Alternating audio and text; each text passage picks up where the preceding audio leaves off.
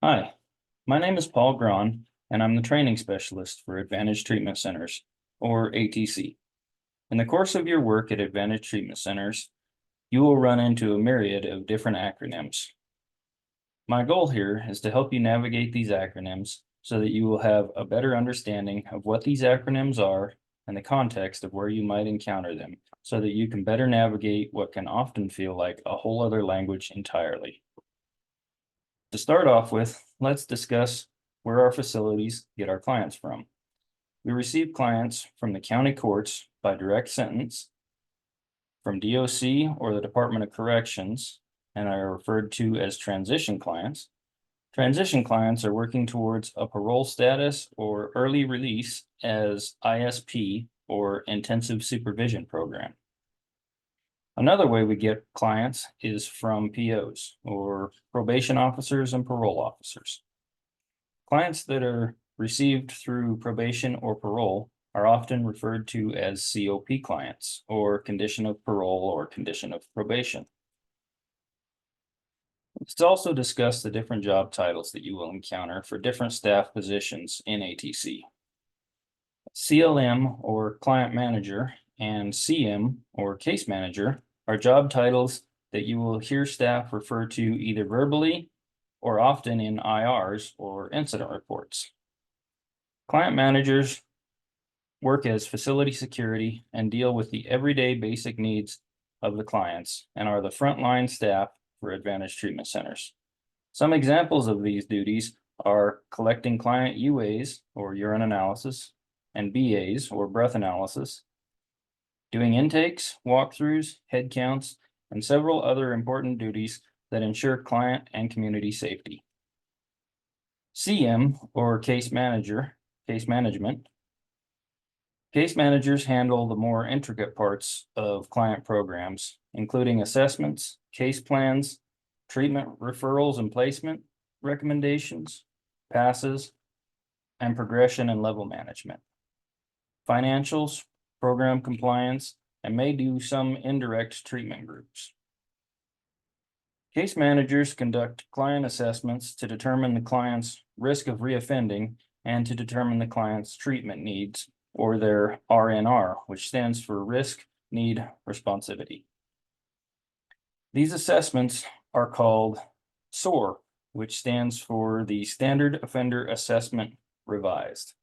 This includes several different types of assessments that fall under SOAR to determine, based on the client's risk and needs, what treatment will be most beneficial to the client to reduce their chance of reoffending.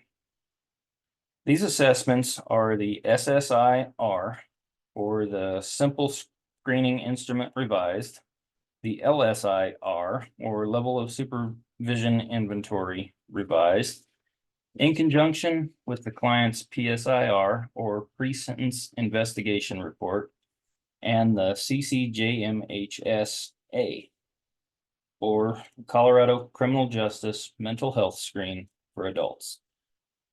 The ASUS-R, or Adult Substance Use Survey Revised, and they tie all together into the TXRW, or the Treatment Recommendation Worksheet, to assign the level of treatment based off of documentable and proven methods that are grounded in evidence and must be conducted to a level of fidelity to avoid IPIs or insufficiently probed items in the LSI, in order to ensure that the assessments are accurate and do not miss key items that clients may not be initially open to discussing. To reduce the number of IPIs during the assessment, as well as through pretty much all aspects of treatment and the client's program, we utilize a method of communication called MI, or motivational interviewing. This is a specific method of communication that used to target and draw out change talk. There are some key acronyms that are fundamental to MI that allow staff to build rapport with clients through the spirit of MI, or PACE, which stands for partnership, acceptance, compassion, and empathy, and uses the skills of MI, or ORS, which stands for open-ended questions, affirmations, reflections, and summaries to foster a client's internal motivation for change or their darn cat. Darn CT refers to someone's desire, ability, reason, need, commitment, and taking steps towards change. Another tool of MI that can be used to foster that internal motivation or darn cat is the IQ ledge. IQ ledge refers to the way in which we gauge and draw out change by the use of importance confidence ruler, querying extremes, looking back and looking forward, using evocative questions, decisional balance, looking at goals and values, and elaborating. All of the changes that we are trying to motivate internally within the client is for them to recognize and change on their own, using MI as a guide for them to recognize the need to change their own ATB or attitude, thoughts, and beliefs, which is part of our biggest 4 criminal needs that are assessed for in our clients.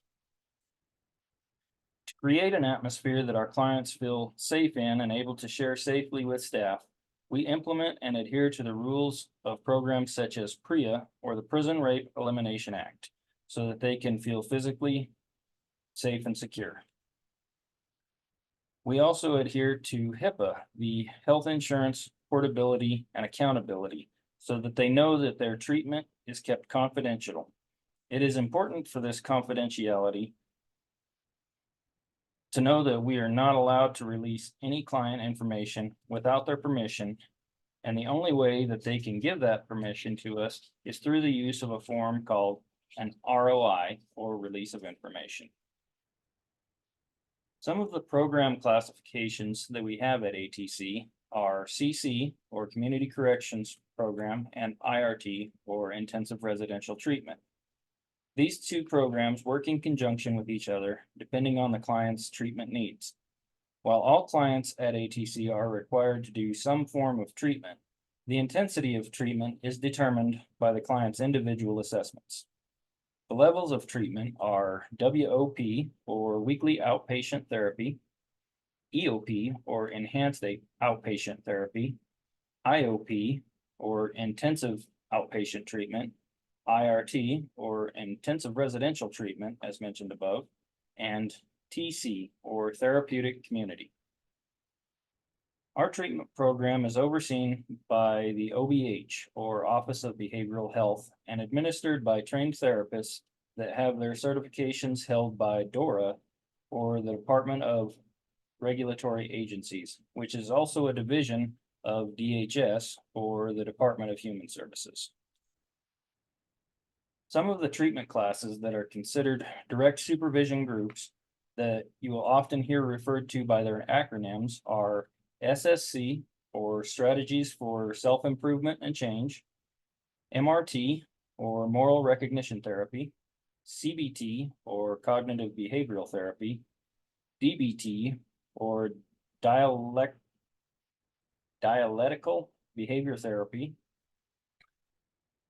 Therapists also use data collecting tools like DACODs, or Drug and Alcohol Coordinated Data Systems, to assist in data collection for the BHA, or Behavioral Health Administration, and completing them is also a requirement of ATC's agency licensure. There are different levels of treatment certifications that our therapists hold that determine what function in the company and in the treatment that they can provide to the clients. Some of these include CAT, or Certified Addiction Technician, and the higher level of CAS, or Certified Addiction Specialist. They primarily treat clients that have SUD, or substance use disorder, and work in conjunction with MAT, or medication assisted treatment programs that are provided through jail-based behavioral services, or JBBS, and ASAM, or the American Society of Addiction Medicine. ASAM also plays a larger role in the assessment process listed above by determining some of the criteria, processes, and structure of those assessments. Some partnering agencies the facility works with are also CHSC, or Colorado Health Service Corp., which allows our CAT and CAS staff the potential to get loan forgiveness through them, which provides staff with the financial support to further their career in our rural areas that otherwise might not have been possible for them. Some other treatments that are offered within ATC are tailored to more specific offenses and require specialized training for these types of treatment. These include our DV or domestic violence treatment that is overseen by the DVOMB or Domestic Violence Management Board, and SO or sex offender, and they are treated through SOST or sex offense specific treatment. All client TX or treatment is logged and tracked through the RT software, or known as ReliaTracks. This system is one of multiple systems that client data is entered into. Others include eTrack2 and CCIB, or Community Corrections Information and Billing. Some ways that all staff, regardless of certification, get to contribute to all of our clients' treatment is by utilizing CCP, or Core Correctional Practice, and the use of the BSMART program, or Behavioral Shaping Model and Reinforcement Tool, to encourage and reward correct behavior and address and correct incorrect behavior through the disciplinary process and BIs, or behavioral interventions, that allow us to identify and skill train around incorrect behavior or thought distortions.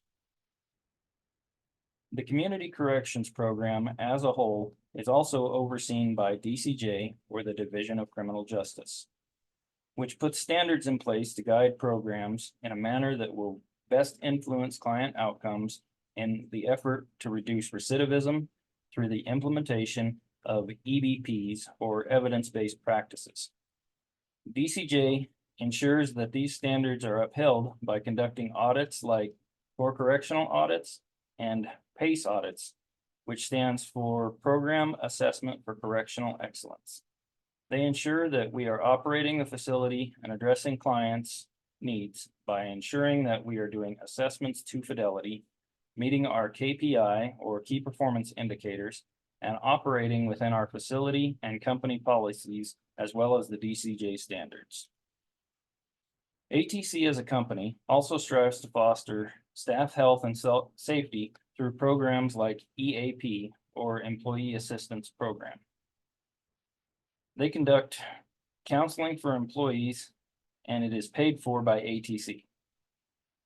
We also strive to foster staff personal and professional growth and development through the coaching process and the use of evidence-based practices of EPE, or elicit, provide, elicit. This is done by certified coaches so that getting a coaching is a growth and learning process and not a punitive process. Thank you for watching this video on acronyms, and I hope that this will help you navigate this terminology in the proper context and assist you in understanding how and where they are applied in our company and the work that we do. Please reach out to myself or Christy Garcia at the contact information displayed on your screen for any training related questions or suggestions that you may have.